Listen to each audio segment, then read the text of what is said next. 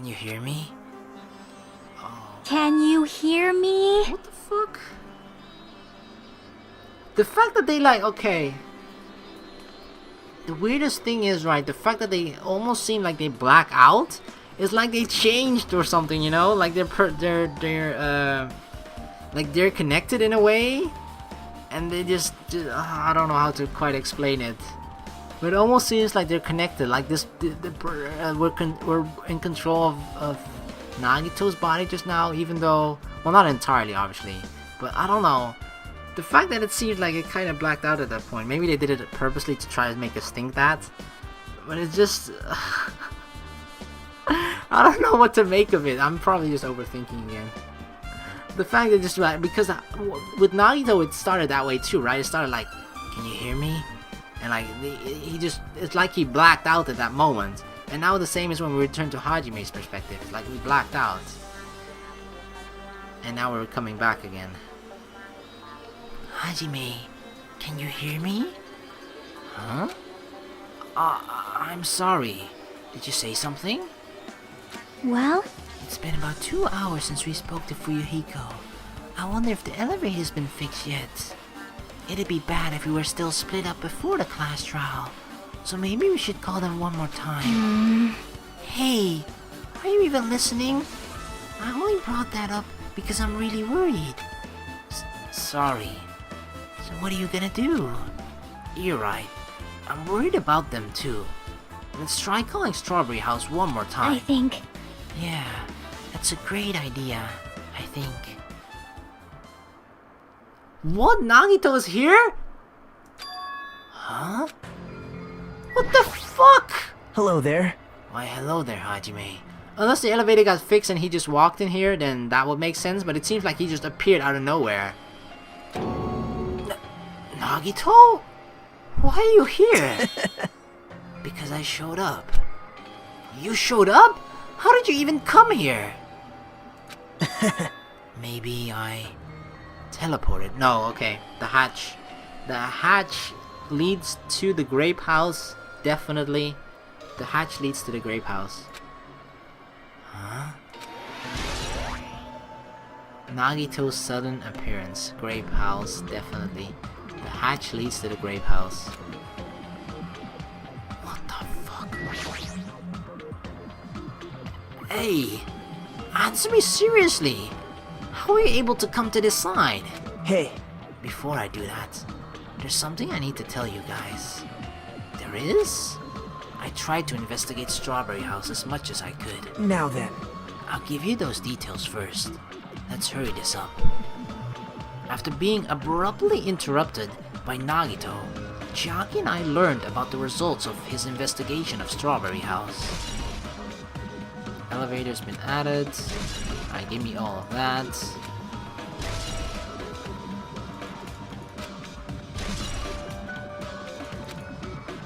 Well, I guess these were pretty important. Especially the fact that everyone in Strawberry House heard a rumbling noise too. But what was that about the wall clock's alarm going off before that happened? Also, the fact that Strawberry Hall's button was broken is definitely worth noting. Hey. Also, there's one more thing I need to tell you guys. I've cleared the final dead room. Huh? Could it be? You did the life-threatening game? Wow. It wasn't life-threatening at all. It was just a little escape game that ended with some Russian roulette. Russian roulette? It's a game where you load one bullet in a gun, spin the cylinder, point it towards you, and pull the trigger. So, you really did it. Man. So that's how you're supposed to play it. So it would have been fine if I'd only used one bullet. I guess it was just as Monami said. Huh? Actually... I misunderstood, and thought that I had to take one bullet out of the cylinder. So that's how I did it. That? You only had a 1 in 6 chance of surviving? This is weird. Like, why, I thought he had a particular reason why he actually used it. Why he only took out one bullet. But the way that he's telling it to Hajime is that it was a misunderstanding. But was it really? Is he just saying that? Like, it almost, he obviously doesn't mean this way, but it's almost like he's kind of bragging or something. Oh, was it really like that? No, I didn't even know that. I just pulled out one bullet, like, man, and like, I passed it easily. He obviously doesn't mean it to come across that way, but like, why does he, I feel like before he actually just did it on purpose, took one bullet out, but now it feels like it was just sheer misunderstanding. So which one of the two is it? Well, But I'm still alive. After all, the only good thing about me is how lucky I am. What's wrong with him?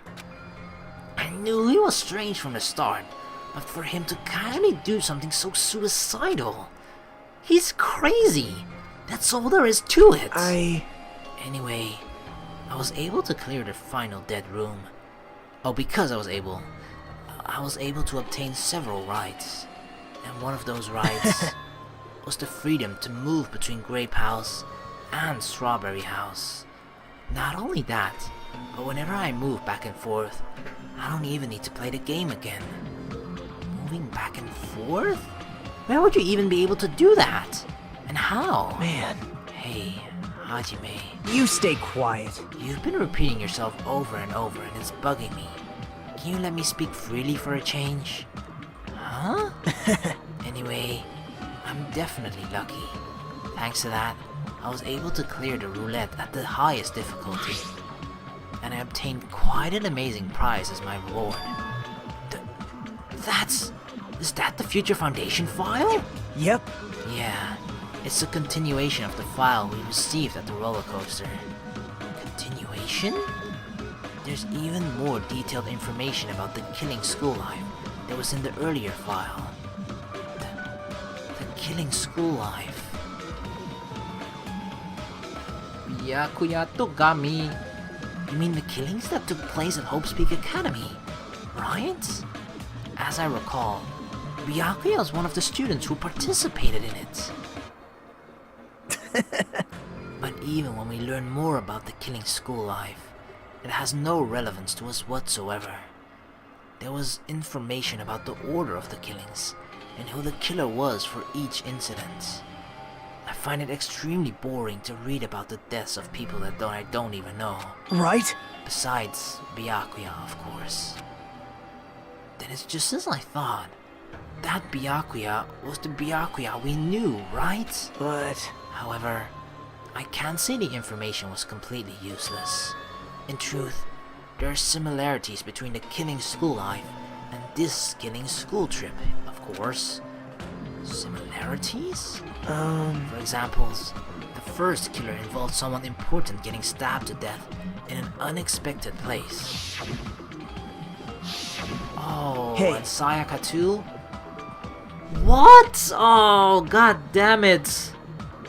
So are they saying that every single murder, like first murder in Danganronpa 1 and first murder in Danganronpa 2 are actually very similar?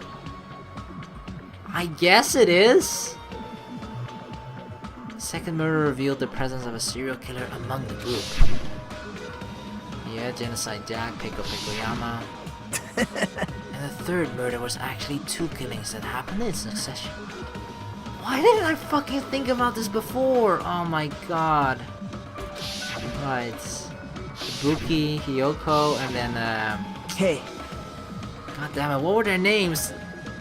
Taka and Obushi? What the fuck? Who the fuck is Obushi? The big guy. The fan fiction. Hifumi, that's what it was called. Taka and Hifumi. It's definitely strange. well, I can't think of these as coincidences. Especially if Monokuma is behind the motives and driving the murders. What are you trying to say? hey, By the way, the fourth murder of the killing school life was apparently ruled a suicide. Sakura. And that makes sense why we see the Sakura statue here. What? Huh? Whether that means something or not is something each person should think about on their own. I just wanted to tell you guys the truth. The truth? Are you sure you're not just trying to confuse us? Jeez. Your complaints just never end, do they? If you're gonna talk like that, I want to tell you anymore. And I even learned what your talent is too. Huh? Well, That file wasn't the only file I received from Monokuma. This is another one. That seal! yep. Indeed. It's the Hope's Peak Academy school crest. Perhaps. Does that mean...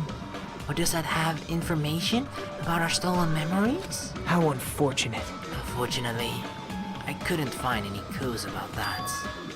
This file doesn't contain our information, just Hajime's information. Why just mine? Just mine? Why? Isn't that weird? Why only Hajime's information? I feel like the only information that Monokuma is really willing to reveal at this point about our past is just what everybody already knows about each other, and the only person that you know is kind of lacking in that department is Hajime. Everybody knows about each other's ultimates, right? Except Hajime.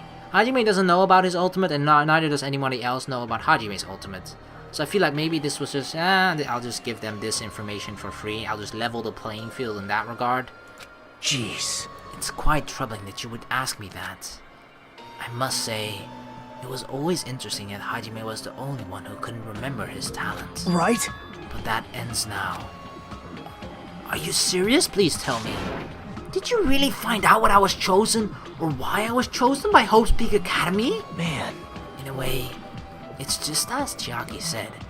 Hajime's existence is special. Because you were just some reserve corps student from the reserve department. What? Huh? Well, Unlike the primary department for main core students who possess ultimate talents, the reserve department is for reserve core students who enter the school through a basic entrance exam. Essentially, you're like a substitute, or the second string.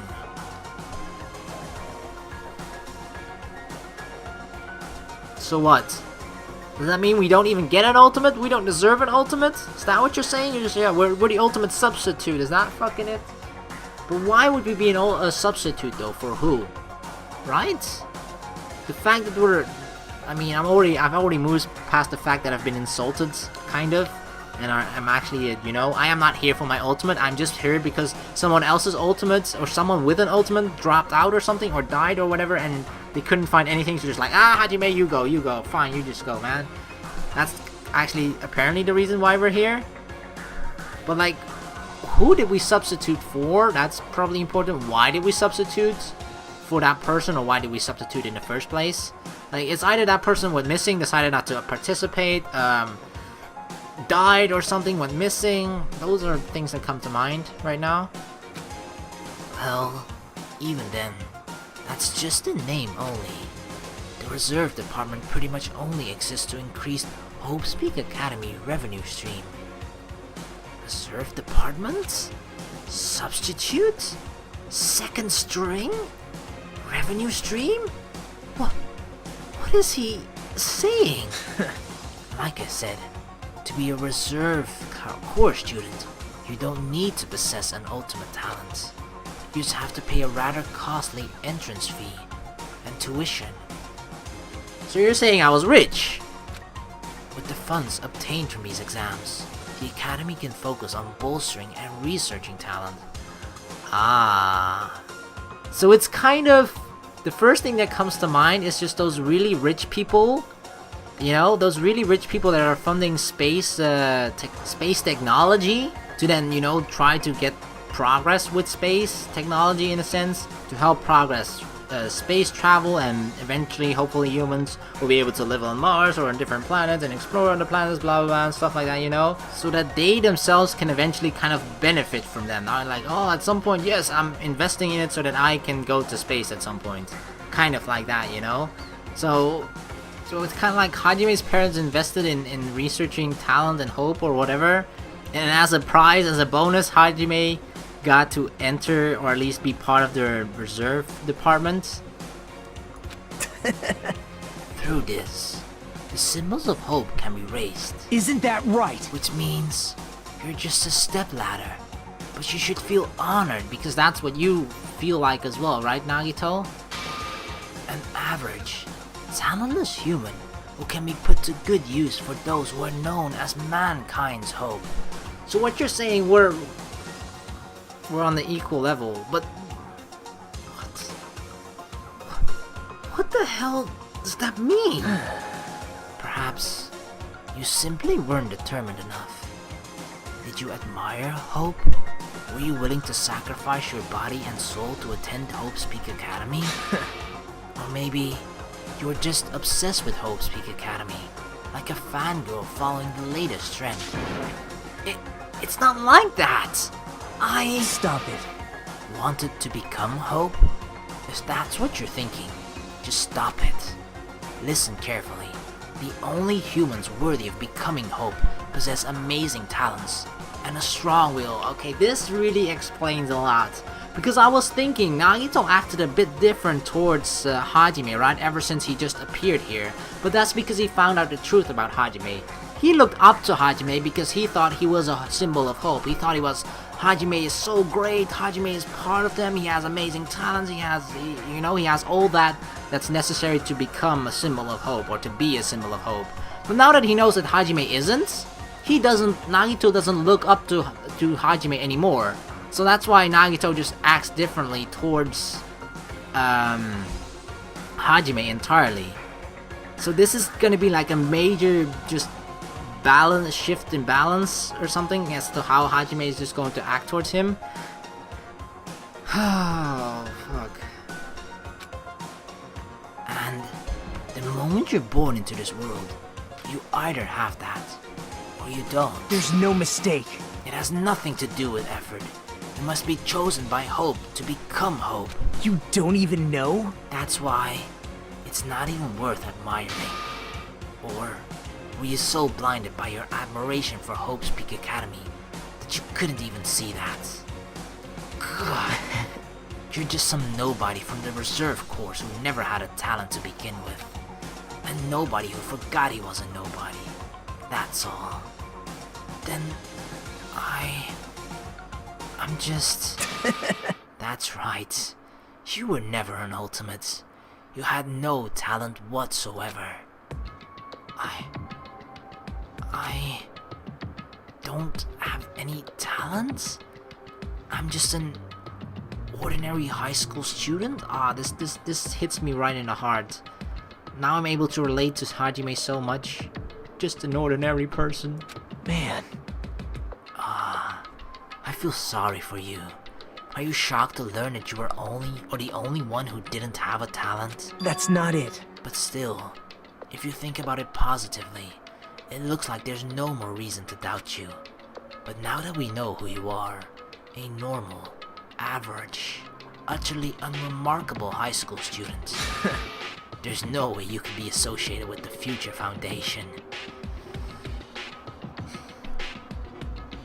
And this kind of brings me back to the point that Nagito I think he said it all the way back in either chapter 1 or the beginning of chapter 2, where he said an ordinary person can't become something along those lines, right?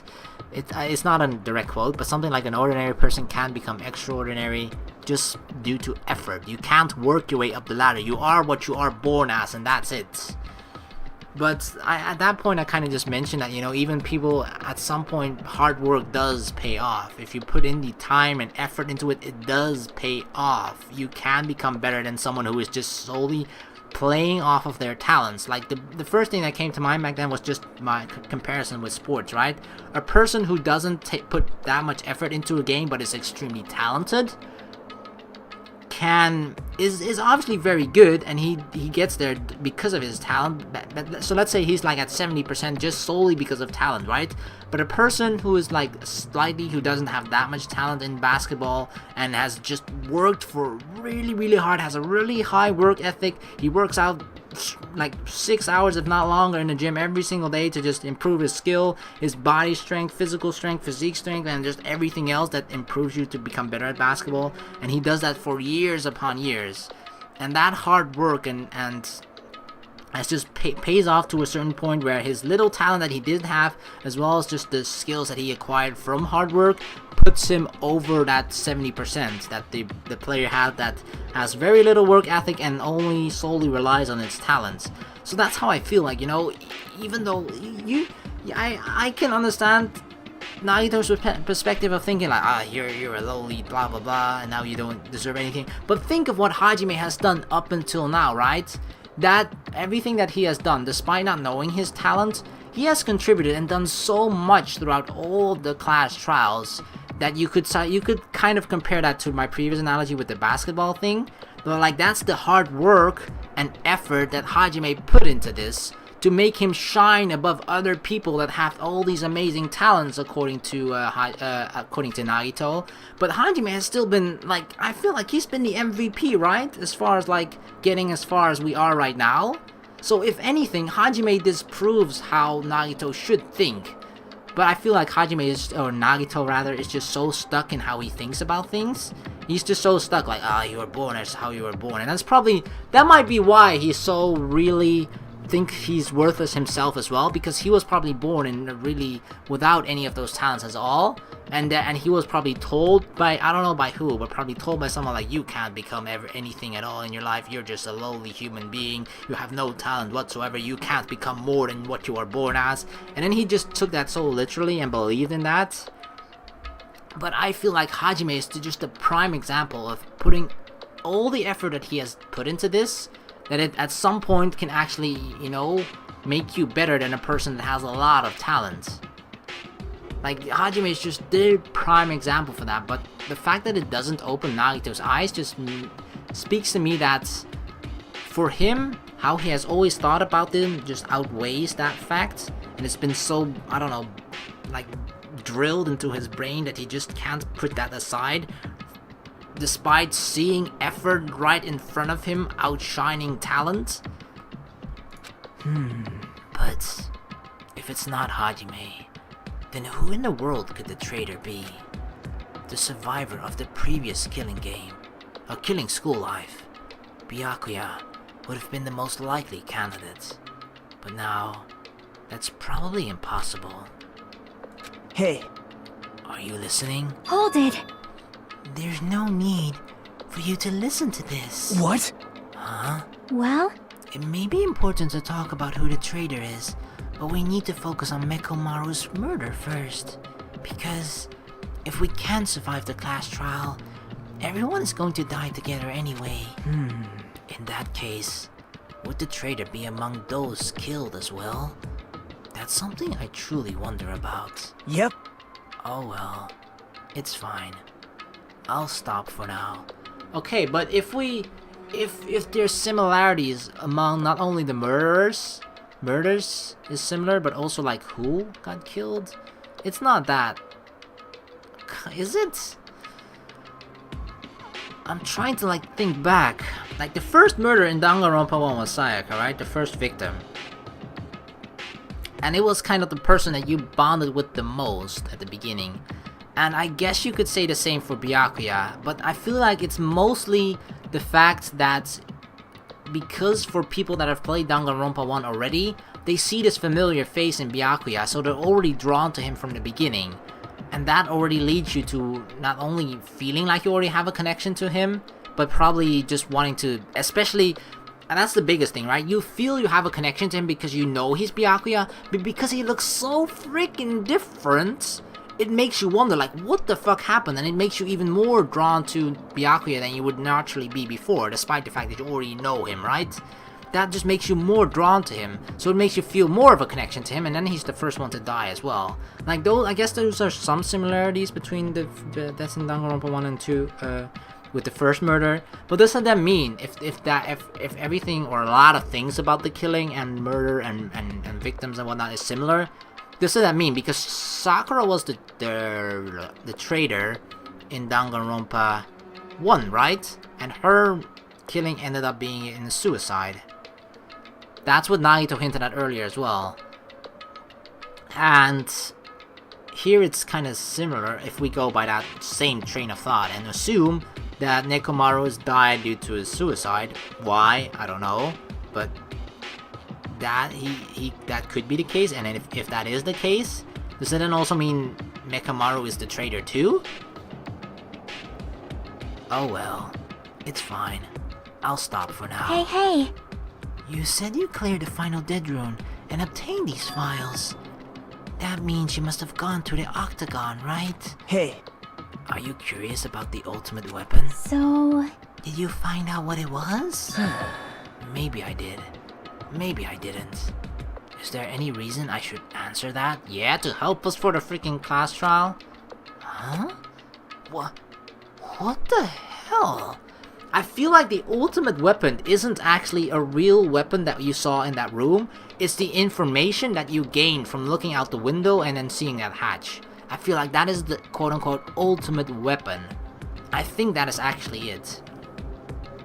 I don't think it's any of those weapons that you saw. It wasn't the grenade launcher, it wasn't the grenades, it wasn't the handguns, firearms, axes, I don't know what else, freaking swords and weapons you saw in there. I don't think there was any of such ultimate weapon. The ultimate weapon is the information and knowledge you gain from looking out the window and knowing where the hatch leads to.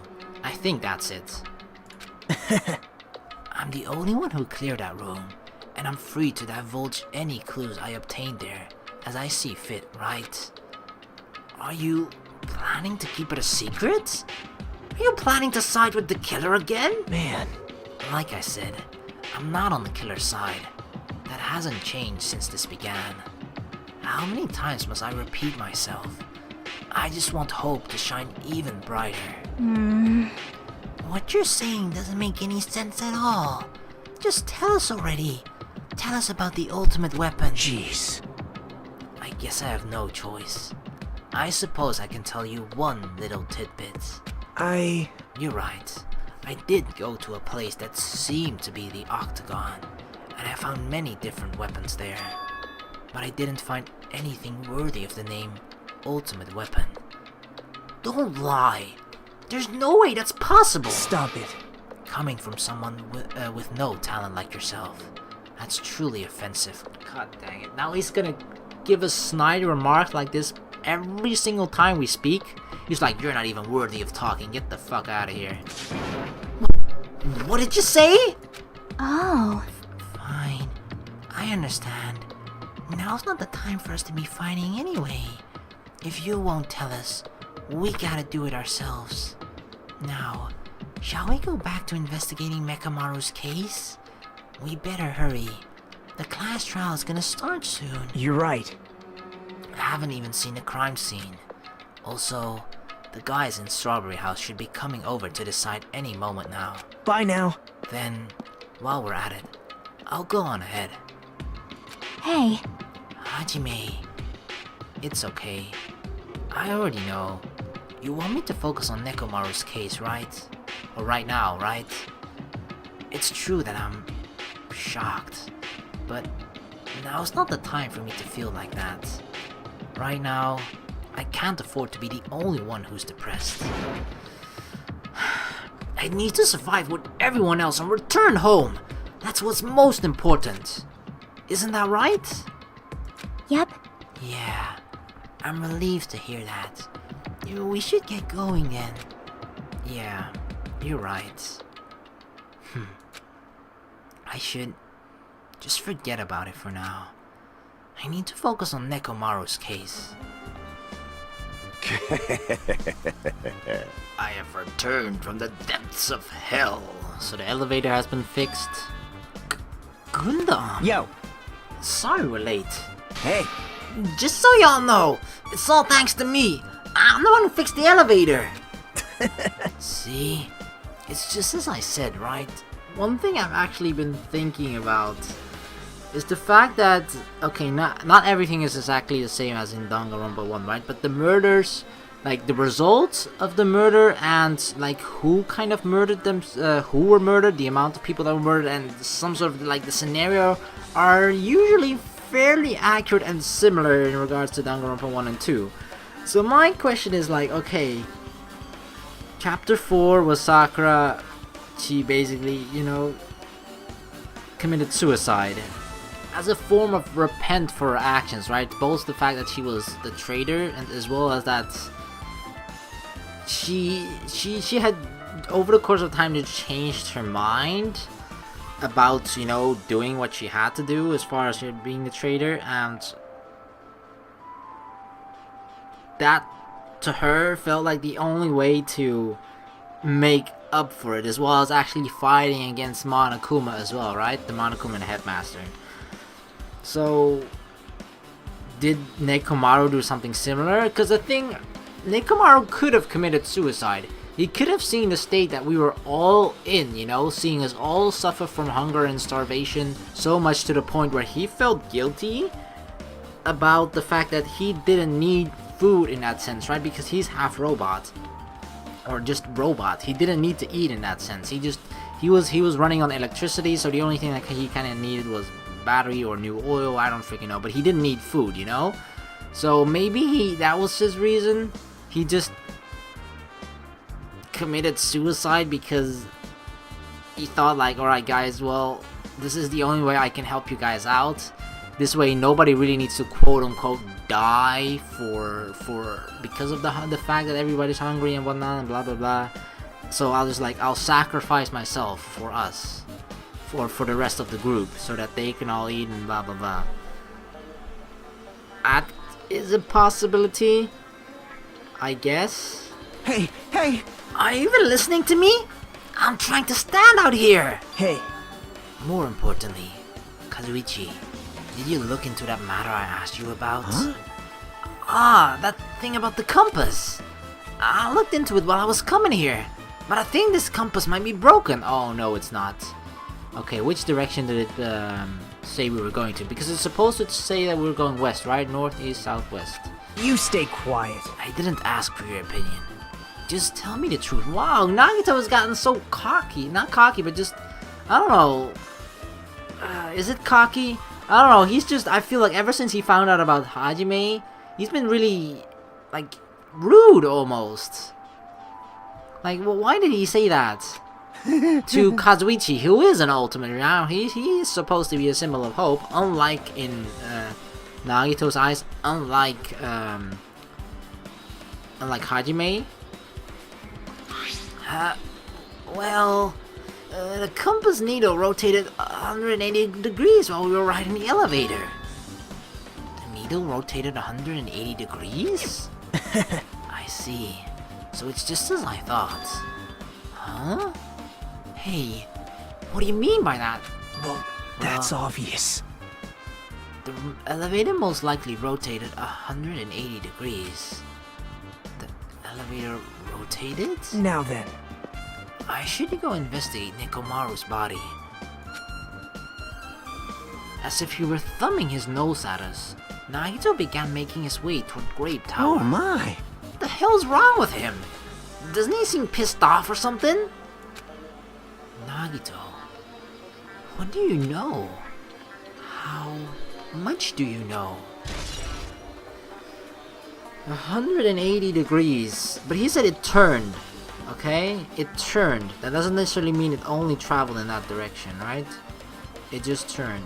I guess it doesn't matter which direction it goes into. The most important part is just that it rotates 180 degrees, which is basically half a turn, right?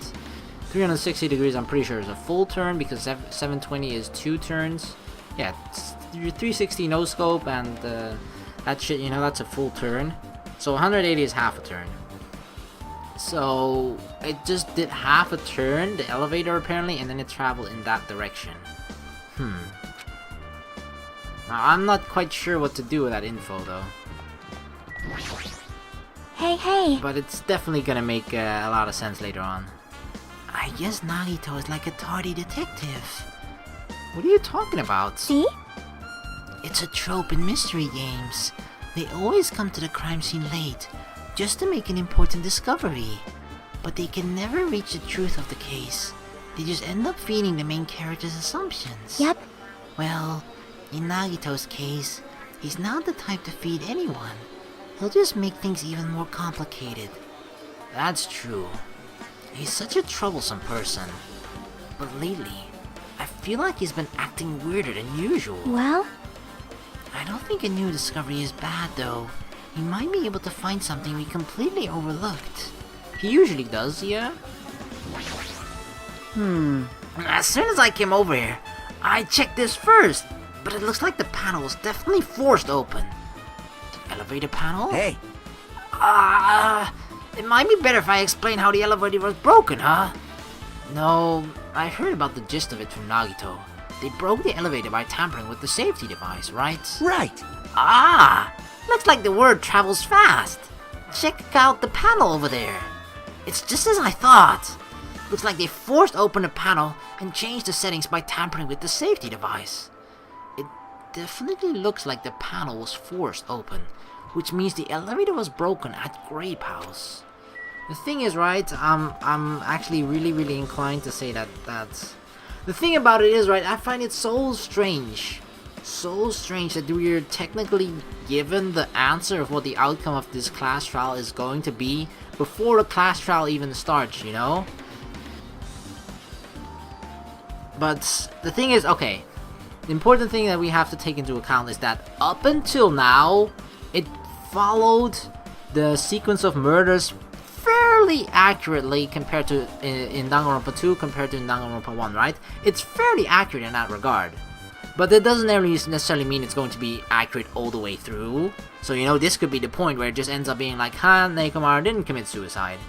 So, you know, but just the fact that they gave us that information already before the class trial starts, it plants that seed into my mind.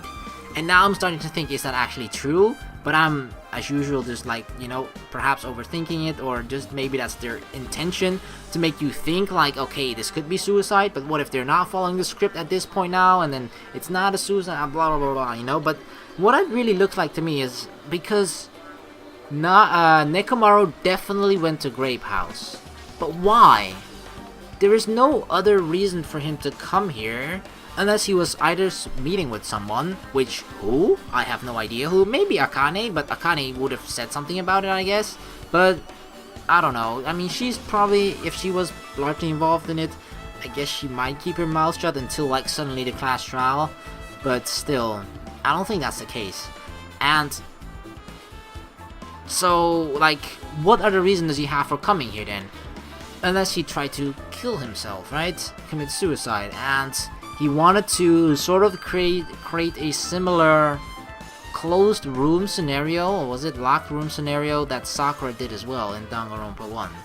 And the way to do that is by breaking the elevator and blocking off part of the door on one side. But the thing is, like, how can you can't create a perfect closed door or locked door murder in this environment, right? Or can you? I don't know. You probably can, but I would have to think about it for quite a bit. Maybe you can, I don't know. But I feel like that might have been his intentions, which is why he traveled through the elevator to Grape House, broke the elevator from this side, then went through Grape Tower, locked or chained the door, and I don't know how did he like really trap himself by stepping into the noose or something? That's the part that seems really unplanned though. That's I feel like it's not part of the plan. Maybe something similar happened like in Sakura as well, right? Where people actually tried to kill Nekomaru, but in the end it's actually just Nekomaru committed suicide. It could be that some of the remnants that we see there is just like people trying to kill Nekomaru, but they actually didn't really kill him. Thought they killed him, but didn't end up killing him. Who else was here? Fuyuhiko. Damn right. Nekomaru should be inside Grape Tower. Yeah. I'll go on ahead. We're a little late. Alright, he's gonna go there. Gundam. I've made you wait. Judgment! The time has to come to destroy all murderous illusions. Okay. Let's go to Grape Tower 2, I guess?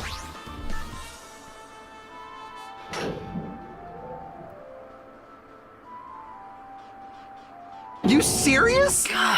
Nekomaru! Are you serious? Damn it! I don't know who did this, but this is pretty fucked up. Hey, Now's not the time to get sentimental. Come on, we need to hurry up and investigate. But we've already investigated everything we can here. well, No, you haven't. there's still something you should be able to investigate more thoroughly. Now that Mikan is no longer with us, we can't perform an autopsy. Right? But Kazuichi should be able to disassemble the body, right? Huh? Because it's a mechanical body. It cannot be. Is that true? Are you going to disassemble Nekomaru's body? I won't forgive you. Don't screw with me! Hasn't Coach Nekomaru been through enough already? You don't know? Been through enough? We need to perform this investigation so we can find out who the killer is. Or perhaps you don't want to know, Akane. Maybe you don't care about what happened to Nekomaru. Damn it! Why you? You stay quiet. If you suck at using your brain, and you really want to know who the killer is, try not to interfere so much. See? Again, he's being rude and insulting Akane now, who is also an ultimate. Like, what? Why? It feels like he's actually just... I felt at the beginning he only acted this way towards Hajime, but now he seems like he's acting this way towards everyone now. But why? Maybe, again, to what he found out in the information that he was given from Monokuma, but still, this is like a big change in how he reacts towards other people here. Damn it. Yeah. Jeez. Come on, Kazuichi. What are you standing there for? Damn it! Fine. I just have to do it, right? I know I said I wanted to see his insides, but not like this. This is just too much. Well... Come on. Are you guys feeling okay too? Now's not the time to be staring into space. Nagito, there's definitely something wrong with you. I don't know if, okay, something wrong, I don't know, but definitely something has changed. I thought he was just treating me differently, ever since he found out I have no talent. But it seems like that's not entirely the case. What if we are all... It could be that, right? What if we are actually all the supposedly ultimates that we are is just fake? We're all the reserve department. I feel like I had maybe some sort of similar theory about this before, or that we were the second class or something like that, and the first class was Hajime's group. I might have had a theory like that before, but I can't quite remember it right now. It's been a while. But what if we're all just from the reserve department? But the thing that doesn't really sync up in my mind with that is that Nagito said you had to pay quite a vast amount of money for that. And considering the history behind both Kazuichi and Akane, that they come from a poor upbringing, like, where do they get the money from then? Considering you kind of have to pay your way into this, right? Maybe they get sponsored or something, I don't know. Or maybe the thing is, they might have gotten good at something, but not good enough to be considered an ultimate, and they still earned money that way, you know? Just because you were raised, or your upbringing was in a poor environment, like your household was kind of poor when you were little, doesn't mean by the time you became... I mean, these are still students, you know? But maybe they won the fucking lottery, I don't know. Nah. It doesn't make much sense for how suddenly a student would come up with a lot of money to then be able to fund their way into Hope's Peak Academy, the reserve department. I don't know. It makes sense though. Like I thought that he was acting this way towards Hajime because we have no talent. We are part of the reserve department. But the fact that he's acting this way towards other people could also make sense that they're then also part of the reserve department. I don't know. His attitude towards everyone is strange now too, or everyone else. But why? I have no clue. No clue. Fine. Even mongrels like you possess a soul, and that soul resides within your heart. But no matter how hard you search the insides of this machine, you will never find a heart. What happened, sinner? So where did Nekomaru's soul wander off to? It's interesting to think about, don't you agree? I feel like we should talk to Kazuichi. Damn it! We've come so far. There's no way I can get sentimental at a time like this. I feel awful for Nekomaru, but this is necessary if we're gonna find out the truth behind this case. As he forced out his voice through his clenched teeth, Kazuichi faced Nekomaru, his eyes full of determination, and began stabbing his tool knife into Nekomaru's body. Huh? Where did you get that tool knife? Nagito gave it to me. He said he had it ready before we even went to the amusement park. So Nagito did that too. It's like Nagito has full control of the situation. Maybe... Looks like the damage to his head is the reason. Huh? The reason Nekomaru died. Stopped functioning. His torso is covered in huge dents, and his parts are dislocated. Maybe a gear shaft broke too? Well, for now, I tried disassembling Nekomaru's chest. That should help us learn something, right? If that's the case, I need to look at Nekomaru's body one more time. Apparently Kazuichi has finished disassembling Nekomaru's body. I should probably check it out one more time. Right. There's something protruding from the back of Nekomaru's neck. While we watch this, I think the only thing that's really interesting to check out is the chest. Because that's what's been opened, right? Nothing else has changed since then on Nekomaru's body. Nekomaru's chest panel is open. The inside clock is completely exposed. The hands of the clock look like they're pointing to 7:30. Also, it looked like the clock's alarm was set for 7:30 a.m. Which means the clock broke the moment the alarm started ringing at 7:30 a.m.? Huh. Clock's alarm timer. But 7 a.m. is strange, right? We should have arrived at Great Tower just before 7 a.m. for the Monokuma Tai Chi. Is this clock malfunctioning? No, wait. He said he could set the time whenever, right? This is a highly efficient radio clock. Yeah, it's like accurate to the second. It's a time clock that receives radio signals so it can automatically update the time at a fixed interval. Simply put, it's an extremely accurate clock. That's right, your clock will never slow down. It's even decided it cannot be adjusted. Ah ha ha ha, I've become a Time Lord. Well, even if it's an accurate clock, they need to instill... Well, they did need to.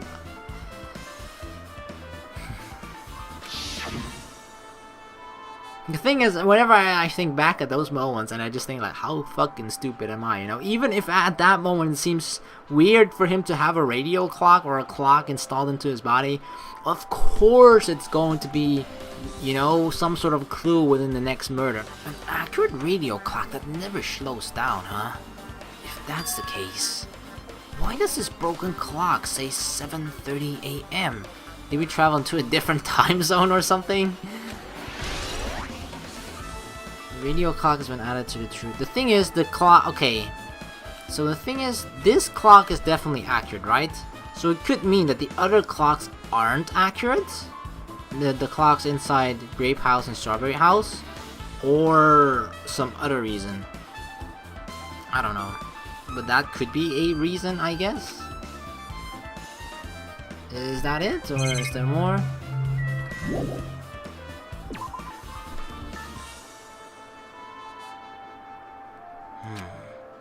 What's wrong with him?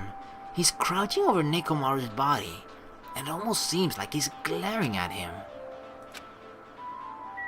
What the fuck? Dude. You're the worst! Jeez. This is the worst.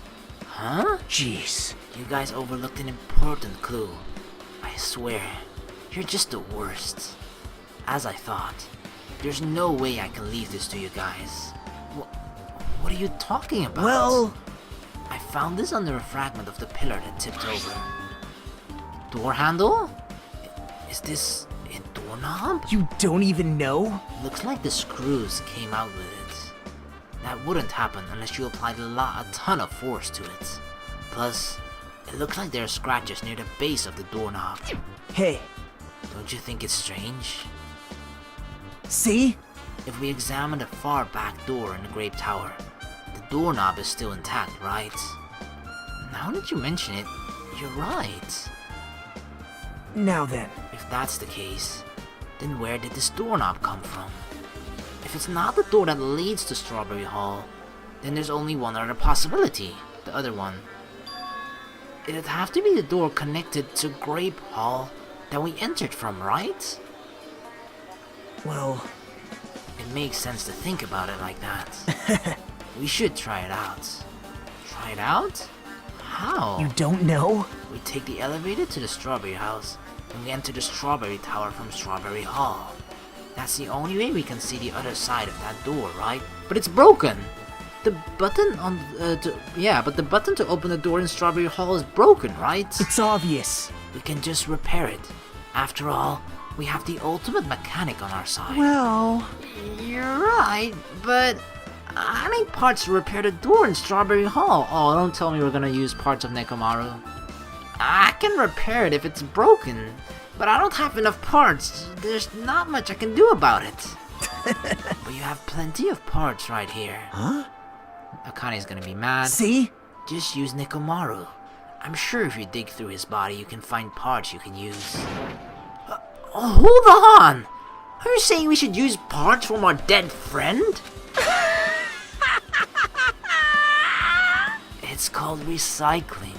It's a much better alternative than disposing it with the rest of the junk, right? Junk? Hey, Well, Kazuichi, is it possible or impossible? Like you said, I could probably use these parts to repair that button, but seriously, hold on! Even if you do repair the button, what's gonna happen to the chain on the other side of the door? huh? Chain? He didn't even know? And he's mad about us for not finding a doorknob that was hidden underneath the huge pillar? Okay, Hanagito. The door that leads to Strawberry Hall has a chain wrapped around the doorknob. Even if you fix the button on the Strawberry Hall side, the door won't open as long as that chain is there.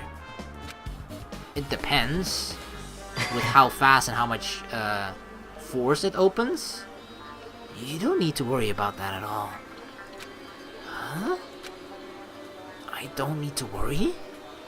What does that mean? Now then.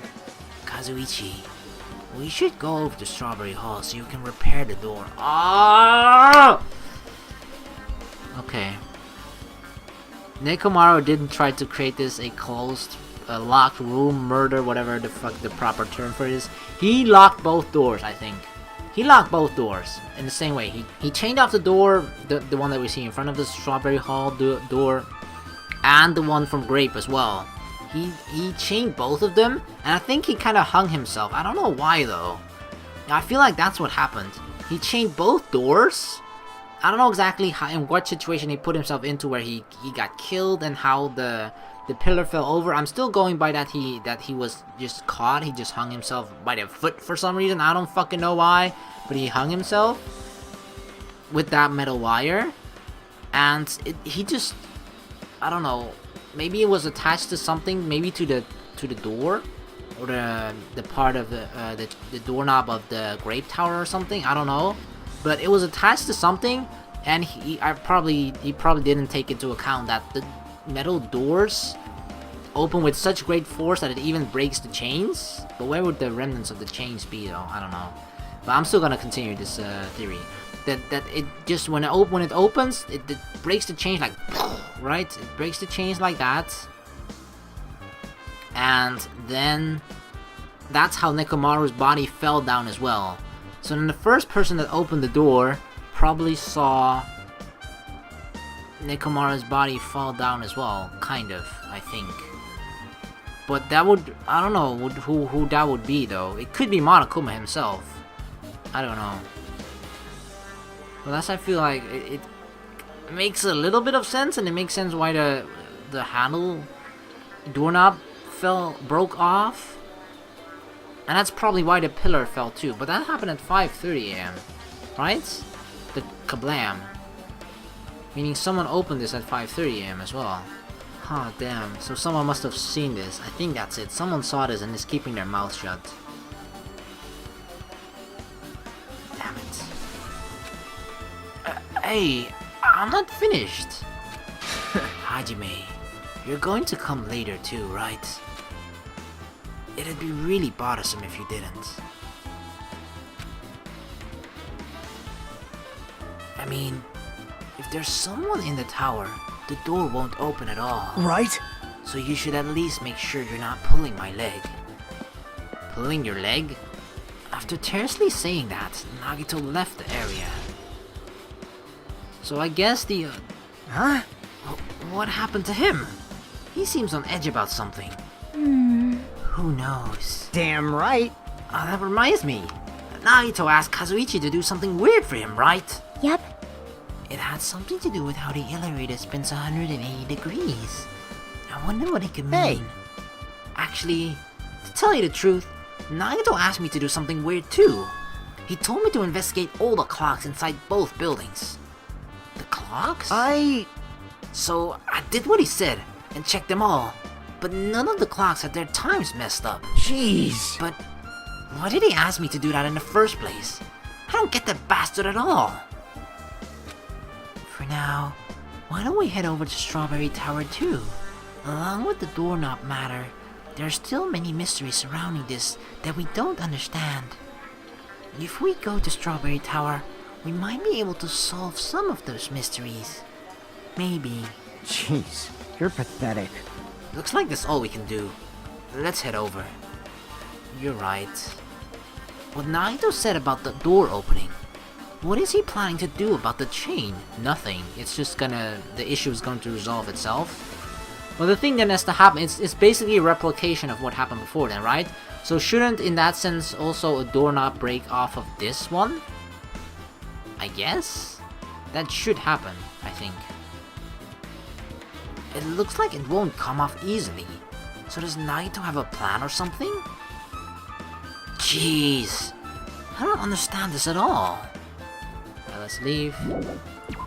Thanks to Kazuichi, the elevator is working now. Alright, let's go. We walked into the elevator and made our way to Strawberry House. It's been a while since I've come to Strawberry House. What's up? Hey, you're here! Hey. Kazuichi, how did the repairs go? Yeah, well, the damage wasn't too bad once I got the parts, so I was able to fix it right away. You? You got a lot of nerve saying that when you used Nekomaru's parts without my permission. Hey. Well, I mean, even so. Now then.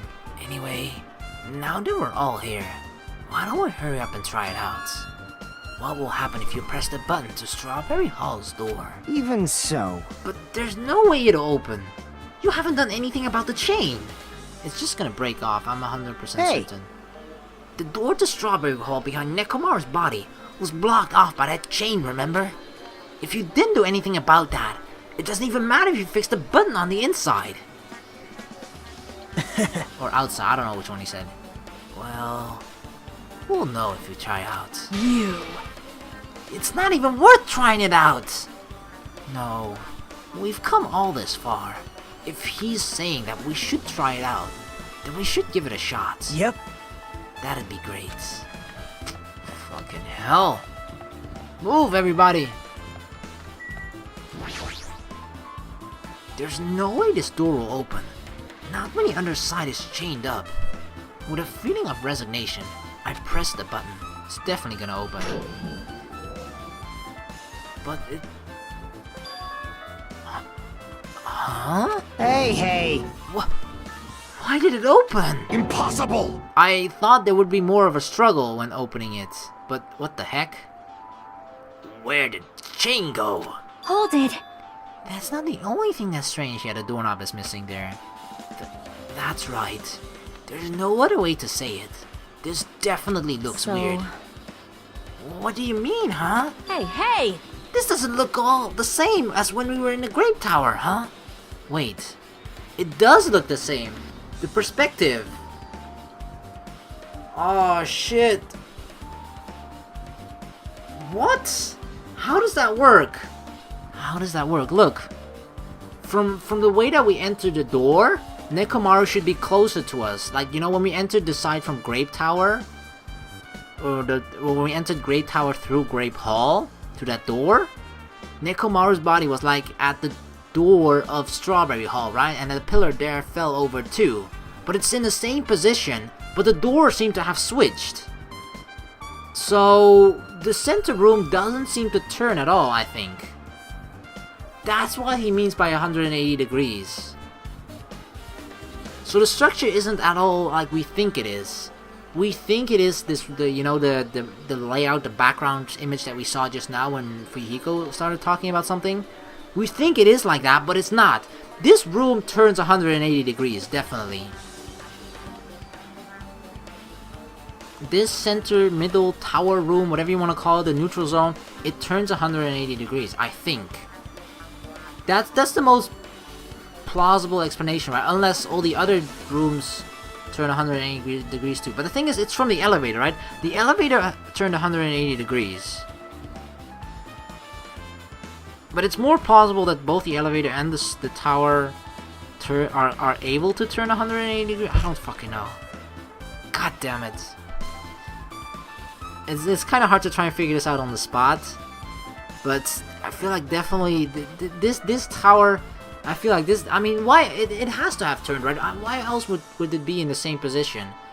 But it's just, I feel like some things turn 180 degrees, and as far as we know, it's the elevator because of the compass. We know that for sure. The elevator turns 180 degrees, and it makes much more sense that the elevator and this middle tower turns 180 degrees rather than both the houses, right? Because I feel like if both the houses turn 180 degrees, you would probably feel it to some degree. So, and that's less impractical, or less practical rather. I don't know. This definitely has a connection with the fact that it turns 180 degrees and the elevator. Yeah, you're right. When we were inside Grape Tower, Nekomaru's body was in front of the far back door. Which means his body should be in front of the door to Strawberry Hall.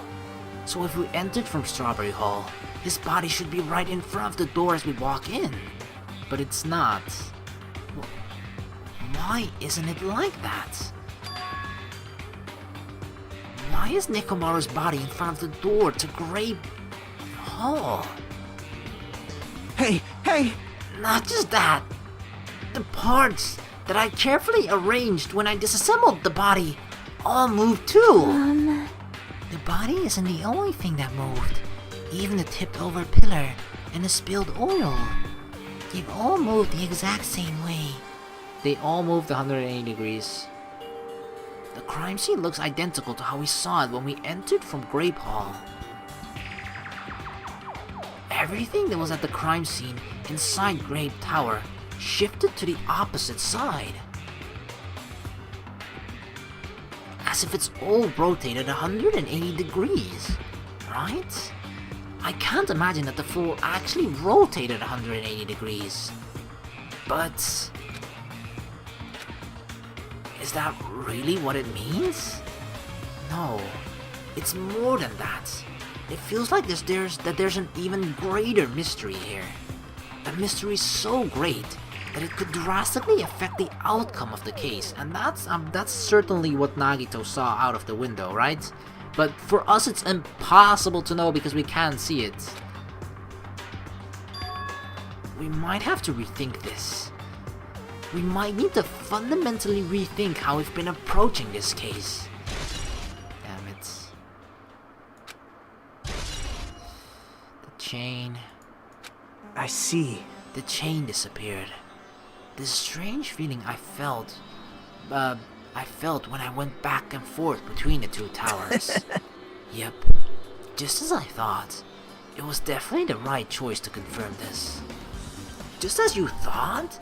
Then you already knew about this mystery. You have a bad habit of relying on others when you don't understand. Why don't you try investigating first? See? That door at the far back with the picture of a grape on it. Maybe there's a clue hidden there. There's a clue on that door? Oh, the door handle missing. It's a door with the picture of the grapes on it. This should lead to Grape Hall. Wait, huh? One of the doorknobs is gone. It's like the screws came out with it.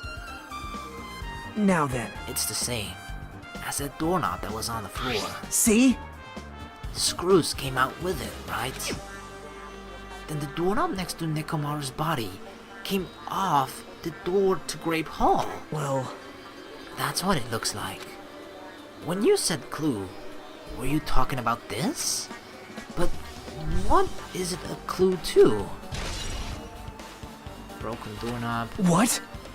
Did you get even more confused? Yeah. No need to worry. Just one clue will change everything. Huh? All the mysteries will be solved, as if everything were linked together. If you can reach it, just like I did. You have a severe advantage though by just looking out through the window. I feel like that is what makes everything click. Now it just feels like scattered, fragmented parts that with some you can see some sort of connection, but that one integral part, like of how this entire structure and building is structured and the layout of it and how it actually is, right, rather than how we think it is, probably makes everything a lot of sense. But because we don't know, it doesn't make sense to us, or at least it doesn't make complete sense to me.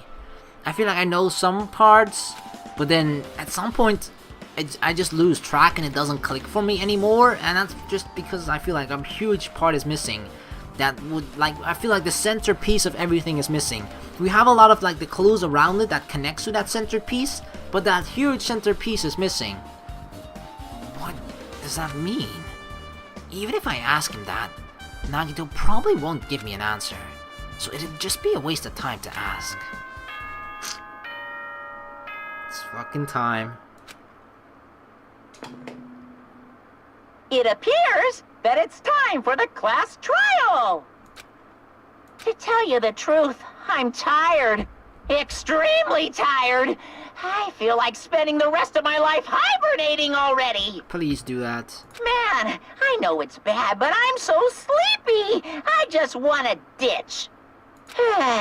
Though I really don't feel like it, I'll show you my serious side when you come to the class trial. What? Serious Even side? though it's impossible since it's so annoying, you can count on me to take this seriously. But why is he acting different too? What? He's acting very strange too. Together with Nagito. What the fuck? It looks like it's going to start. Another class trial. Hey! But how are we supposed to get to the trial grounds? Damn it! What if we're already close to it, or nearly there? You're right. We can't do anything unless we get out of this building. Akane, did something happen? Hey! No, well, do you guys hear something? Hear something? Hey. What do you hear this time? Suddenly, as if cutting Chiaki off, our surroundings started to shake and rumble. Remember how the class trial room is actually, round as well? What if this is actually just a class trial room rebuilt? And then, it suddenly appeared before us.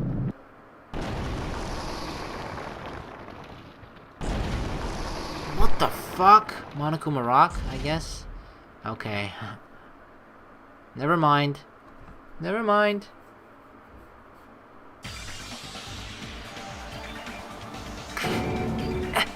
Is he telling us to go inside from here? Seems that way. All right! I'm gonna go. Just hold on there, Komaru. I'll make sure I avenge you. Jeez, you're pathetic. At least be a little cautious.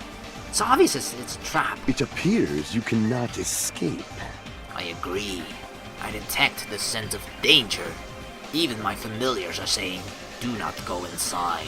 It's nearly showtime! How interesting. If you can kill me, you're welcome to try. Try stabbing your sword through my very heart. Now then, we shall get moving as well. Yep. You're right. It's annoying, but if Miss Sonya's going, there's no way I'm not gonna go. Damn it! But it's so damn annoying. I guess it doesn't matter if it's a trap or not. One by one, everyone went inside Monokuma Rock until I was the only one left. And when I was about to take a step forward, we're the same. the same stepladders. Huh? Nagito was suddenly standing next to me with his eyes locked onto Monokuma Rock. Other than the small movements of his mouth, he was perfectly still. Well, You and I are just stepladders. For everyone who holds the title of Ultimate, I always believed that I didn't mind. Unlike you, I know my place. What are you saying? man. That is why I was prepared to become a sacrifice at any time. And from that, true hope would be born. I always believed that the talent that survived would be true hope. Damn it. But it wasn't. There is no hope amidst all this killing. Of course there isn't! What kind of hope comes from killing people? What? Really? Are you suggesting that sacrificing others for hope isn't real hope? But you're wrong. It's only natural and extremely obvious that strong hope devours weak hope. Isn't that right? After all, that's what it means to live, right? There's no way I'm going to accept that! Well, Oh well. It's not like that's what I wanted to say to you anyway. hey, There's this one novel I like. It's a peculiar mystery story. Huh? A novel? Is it called Danganronpa? The story is told from the point of view of a high school girl involved in a serial killer mystery. But when you get to the end, surprise, surprise, the girl was actually the killer. Of course, the story is written carefully so the reader doesn't learn the ending in the middle of the story. The protagonist is just a projection of the reader, and this projection turns out to be the killer. Which means the killer you were looking for the whole time was inside you all along. How do you feel about novels like that? What the heck are you talking about? You're just jumping from one topic to another. And I can't comment on a book that I've never read before. no good at all. Such a normal answer. I should have expected that from a talentless, reserved, course student like you. But I know that you don't matter at all. So why do I care about you? You admire hope. I love hope. Right? In some ways, we're similar. But maybe that difference is what's making me so emotional. Enough already! I don't have time to argue with you. Let's go. Everyone is waiting. Man. Everyone, huh? So you still believe you're just like everyone else? Reserve course students are so full of themselves. Crazy laugh. Nagito's chilling laugh continued as he disappeared into Monokuma Rock. Calm down. That's right. I need to calm down. I took several deep breaths, and once my nerves had settled, I stepped into Monokuma Rock.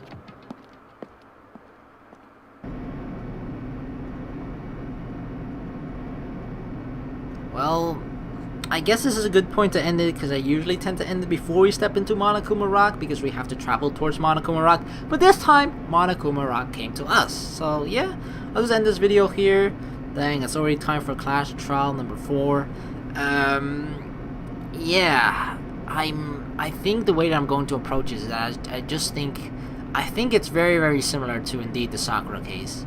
But we'll see how things progress throughout the class trial, because usually, or actually always, things just change throughout the middle of the class trial always, because not all of the information is being provided right from the beginning. So yeah, I'll just be doing the class trial as I usually do, which you guys should be, familiar with at this point. I'll just cut it off at the usual commercial break point and everything, and I'll just make 2 or 3 videos out of it. So yeah, dang. So many things got revealed here, and a lot has changed as well, and it's just been so freaking crazy. But dang, all I want to say is just thank you guys so very much for watching. I hope you guys are enjoying the series so far. It's probably gonna get a lot more crazier the further we progress into the story, especially towards the end. So hope you guys are enjoying it, and I want to just thank you guys so very much for watching. Please like and subscribe for more, and I hope to see you all in the next video. Peace.